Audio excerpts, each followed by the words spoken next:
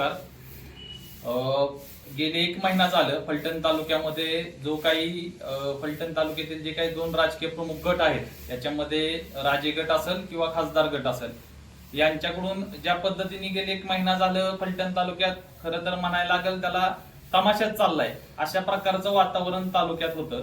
आणि म्हणूनच आज या ठिकाणी शिवसेना उद्धव बाळासाहेब ठाकरे पक्ष आणि आम आदमी पक्षाच्या वतीनं आम्ही एक कंबाईन अशी प्रेस कॉन्फरन्स घेत आहोत. त्याचं मूळ कारण हे की वारंवार फलटण तालुक्यातील फक्त लोकांना काहीतरी लोकांच्या मनामध्ये भ्रम निर्माण करायचा आणि फक्त राजकारणाभोवती सगळी गोष्टी आणून ठेवायच्या, विकास वगैरे बाकी या सगळ्या गोष्टींना बगल द्यायची, असाच एक विषय आता मोठ्या प्रमाणावरती कमिन्सचा घेण्यात आला. आणि खरं बघायला गेलं तर दिगंबर आगवणे साहेबांच्या नेतृत्वामध्ये 6-7 वर्षापूर्वी फलटण तालुक्यामध्ये एक आंदोलन झालं होतं. या आंदोलनाच्या मूळ मागण्या होत्या की यामध्ये कमिन्समध्ये जे काही वेतन मिळतं ते प्रॉपर वेतन मिळलं पाहिजे, स्थानिक मुलांना त्याच्यात रोजगार मिळले पाहिजेत. आणि या पद्धतीचा सरकारचा खरं तर GR पण आहे की स्थानिक ज्या काही कंपन्या आहेत, लघु उद्योग असेल, सूक्ष्म उद्योग असतील, यांच्यामध्ये 80% जे काही स्थानिक असतात त्यांना रोजगार दिले पाहिजेत. आणि हे असे सगळे सरकारी GR आहेत. याची एक समिती असते, जिल्हा समितीचे जिल्हा अधिकारी हे अध्यक्ष असतात, राज्याची समिती असते. आणि असं सगळं असताना सुद्धा फलटण तालुक्यातील जे काही कमिन्स कंपनी असेल किंवा इतर सगळे जे काही उद्योग समूह असतील त्याच्यामध्ये स्थानिकांना त्या कॅलिबरमध्ये त्या पगारामध्ये नोकऱ्या दिल्या जातात का, तर आपल्याला असं काही दिसत नाही. आणि ह्या प्रश्नाकडे मूळतः बगल दिली जाते.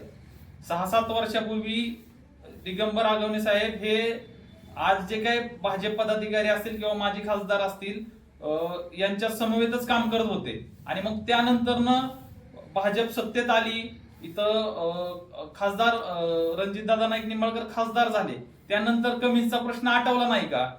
कमिन्स प्रश्नावरती त्यानंतर एक सत्ता आली, सत्ता गेली, त्याच्यानंतर सुद्धा त्याच्यावरती चुप्पी होती.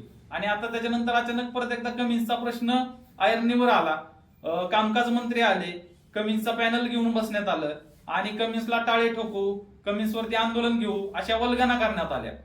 आणि त्यानंतर आता जर 4-2 दिवसांनंतर जर आपण आता प्रेस बाईट वगैरे बघितल्या तर कमिन्सचा पूर्ण विषय आता हवेत विरघळला आहे. म्हणजे याच्यामध्ये कुठंतरी मोठ्या प्रमाणावरती काहीतरी कमिन्स कंपनी सोबत सेटलमेंट झाली आहे का?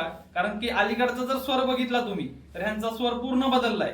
कमिन्स योग्य रीतीने काम करतंय, मग विषय फक्त कॉन्ट्रॅक्टिंगचा आहे का? म्हणजे सगळ्यांचे धागेदोरे कॉन्ट्रॅक्टिंग मध्ये अडकलेत.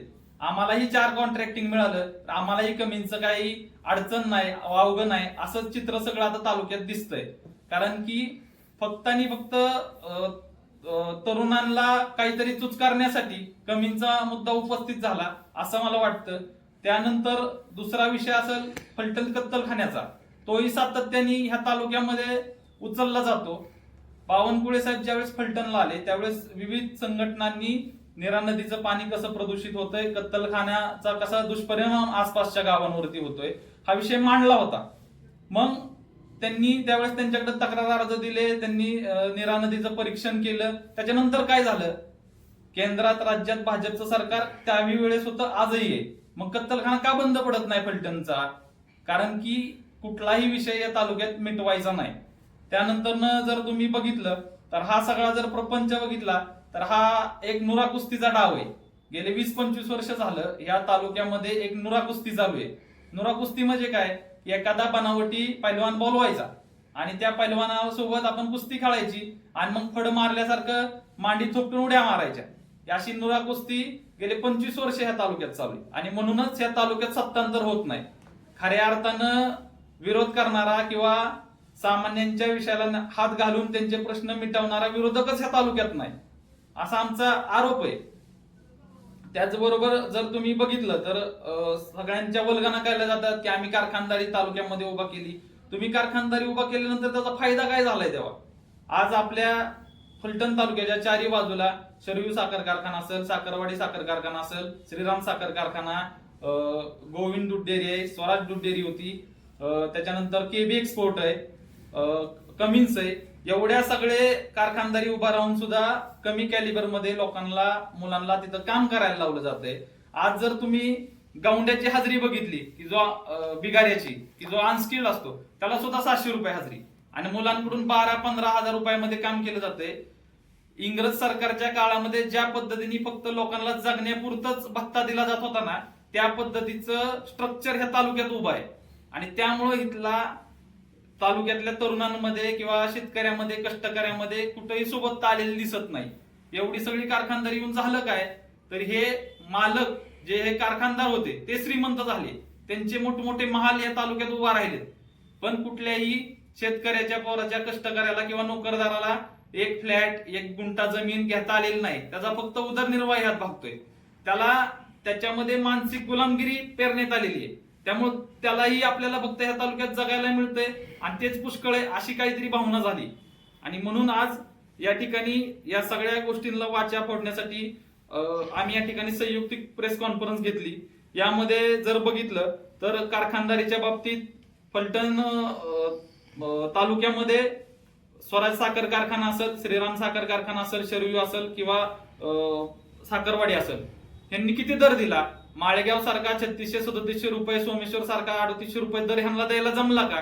मग तुम्ही आम्ही कारखानदारी उभा केली कशासाठी केली? तुमच्या वैयक्तिक हेतूसाठी केली, स्वतःच्या फायद्यासाठी केली. तुम्ही इथल्या शेतकऱ्याच्या जीवनामध्ये त्याच्यामुळे काही सुबत्ता आली का?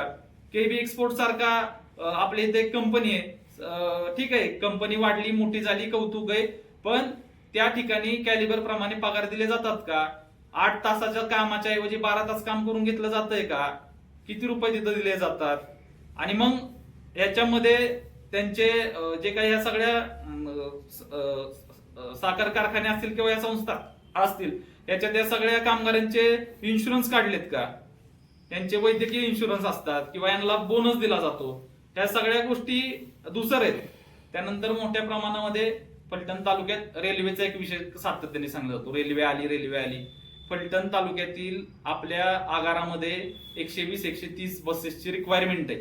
त्यापैकी फक्त 80 बसेस आहेत आणि त्यातल्या 60 कार्यरत आहेत. ज्या बसेस रहिवाशी जात होत्या गावांमध्ये की ज्या तिथं आदल्या दिवशी जायच्या आणि दुसऱ्या दिवशी सकाळी यायच्या, त्या बऱ्यापैकी बसेस सगळ्या बंद झाल्यात. मग त्या प्रश्नाकडे कोण बघणार? पण सत्ताधारी असतील, विरोधक असतील, ह्यांना फक्त ह्या तालुक्यात नुरा कुस्ती खेळायची आहे. आणि कुठलाही चांगला सक्षम असा उमेदवार नेतृत्व ह्या तालुक्यामध्ये आलं नाही पाहिजे. ह्याची एक व्यवस्था गेले 15-20 वर्ष जी चालू आहे तीच आहे अशी कंटिन्यू ठेवायची आहे. आणि म्हणून या सगळ्या गोष्टी केल्या जात आहेत.